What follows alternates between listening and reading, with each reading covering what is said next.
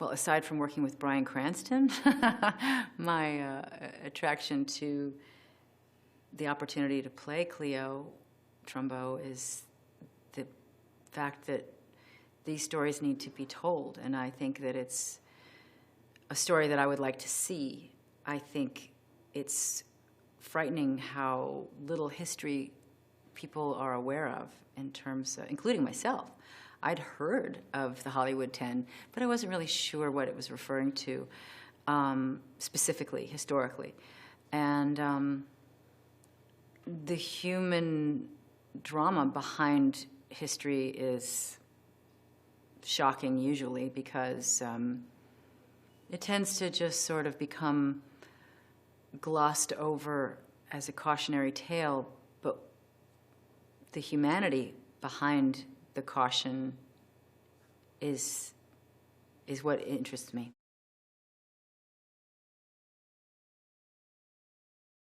Cleo is an interesting woman because she,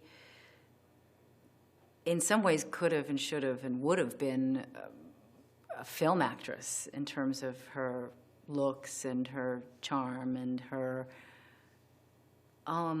extroversion that would come out only in certain safe havens. But she was a stubborn sort of woman, and she was also strangely shy in a way. And she had a lot of sort of conflicting personality traits that I learned about from Nikki, her daughter. I have yet to speak to Mitzi, although I've read some things that Mitzi has said about her mother. So I actually identified quite a bit with Cleo and certain contradictory aspects that she possessed. But her strength really came from a lot of adversity that she'd overcome in her childhood. She had a challenging relationship with her mother. I guess that's the PC term for when there was some history of neglect there. And, you know, what doesn't kill us makes us stronger. So she had a very strong sense of survival in her own personal makeup that served her well.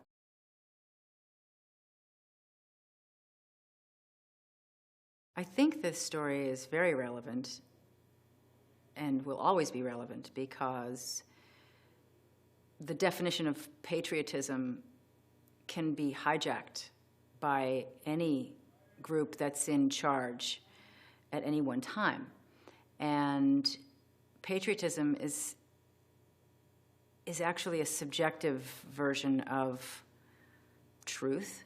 And as Dalton Trumbo was quoted as saying, and he was quoting somebody else, the right to be wrong is still a right that's afforded us in terms of conjecture and public discourse and the right to dissent and being able to point the finger and call something wrong versus being able to silence it with the power that is wielded by any one group.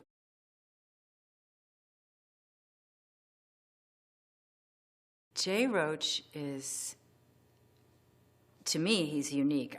I don't know of any other person who is so talented in terms of the diversity of films that he lends his talent to. I mean, he's brilliant with comedy, and yet he also is incredibly insightful and passionate when it comes to social value stories.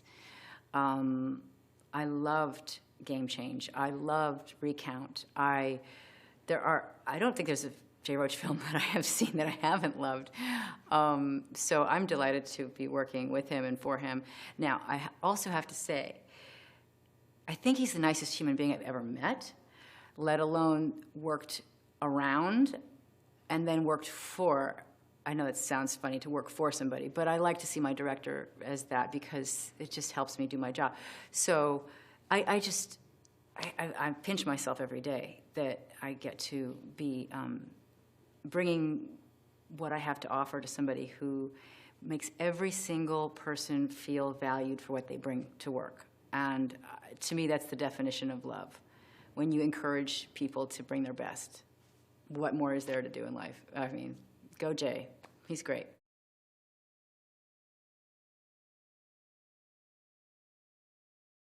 It's interesting that we're able to get as much work done as is scheduled. I've made plenty of different types of movies where the budgets are this big or that big, and usually the smaller the budget, the more panicked people are about getting the day.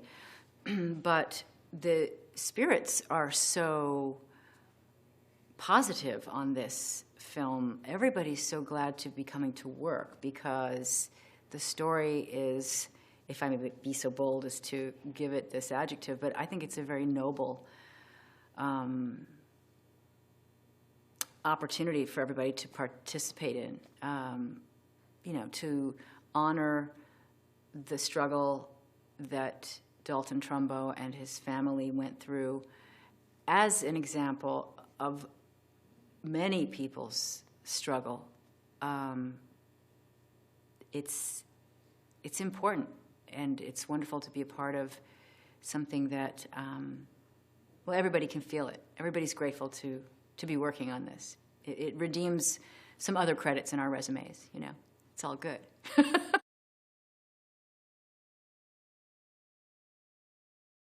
The first, I don't know, weeks, plural, many weeks, juggling is really about bending over to pick up what you've dropped because that's how far you get. It just doesn't work out well. And so your lower back is very much a part of juggling because of that. Then you feel like you've really accomplished something because you can juggle just regular juggling balls, professional juggling balls. So I felt like I must be smarter, I must be a better person. I'm going to get some kind of a degree from Mensa now because I've grown all these brain synapses. I mean, I literally saw a TED Talk about how juggling improves your brain, so I thought, that's it, I'm better.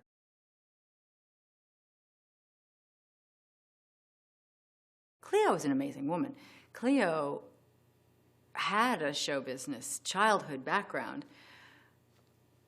and her mother really pushed her into it, and it was tough for her. But out of it came some skill sets that she could market, and she did. At the she worked as a waitress in one of those hamburger joints where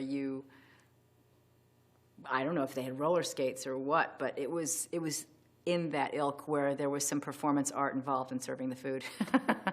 So she got extra tips from juggling her beverages or what have you, and I just thought, wow, that's something else. So yeah, who wouldn't get a crush on that girl? I don't blame Dalton for coming there night after night and saying that's the one for me, you know. And I like the fact that she wanted to make sure he meant it. I mean, she made him work. It was a year of courting her, at least. So I have a lot of respect for Cleo. She put Dalton through his paces.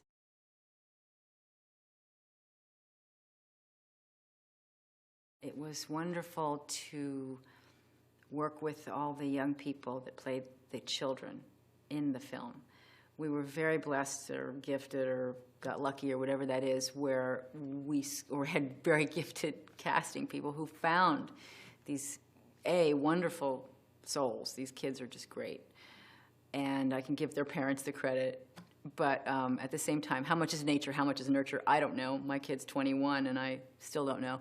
But they were all lovely and dedicated, and some of them had just fallen off the turnip truck, and others are working professionals, and some were 2 years old. And then you have Elle Fanning, who sets the bar very high, and I got to work with her, and I'd worked with her sister about a year ago or so as well. So it was just interesting to meet the taller, younger sister of Dakota. And Elle is amazing. I mean, to me, she's incredibly, I just see a very bright future for her. She's a lovely young woman.